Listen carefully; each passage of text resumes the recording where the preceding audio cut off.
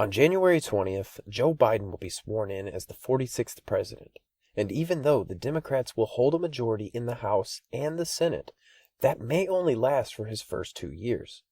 Luckily, there are numerous progressive actions that can be done as soon as day one that don't even require going through Congress.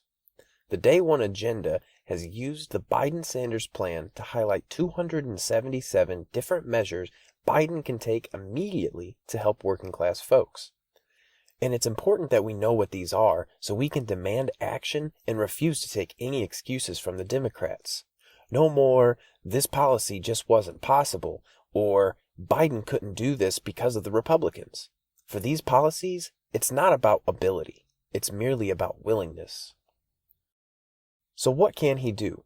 Most notably, he can cancel all publicly held student loan debt.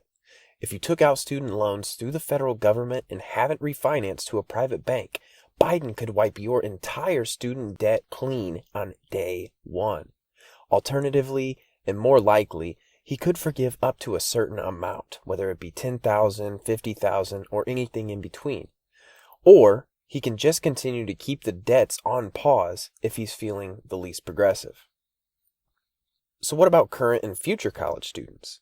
Well, Michael Dannenberg, who's Vice President of Higher Education Policy at Education Reform Now, and the former aide to Senator Kennedy, details a few ways that Biden could make college free.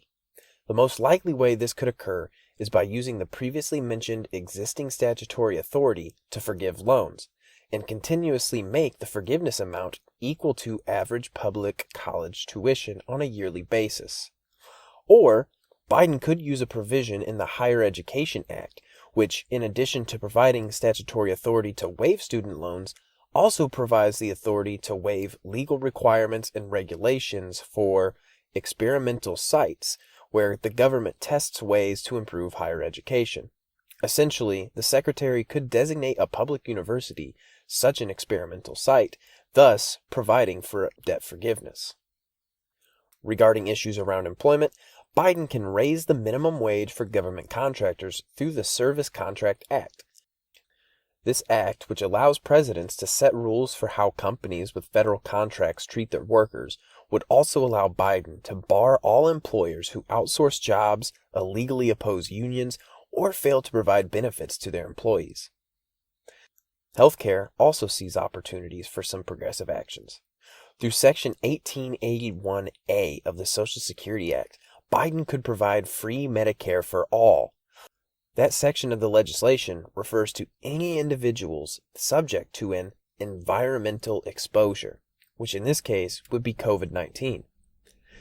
Even without a Medicare for all, the Biden admin could use Section 1332 waivers from the Affordable Care Act to enable single-payer programs at the state level.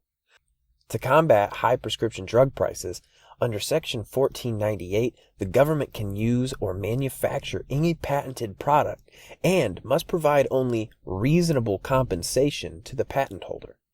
Even the threat of doing so could allow them to negotiate down drug prices. Additionally, the Biden team could rejoin the World Health Organization, end family separation, end border prosecution for asylum seekers, rescind the public charge rule, declassify, therefore decriminalizing marijuana, withhold funds from state using cash bail systems, stop the transfer of military equipment to local police, use the Postal Service to provide a public banking option, provide free lunches to students even through the summer, finally close Guantanamo Bay, and lots more.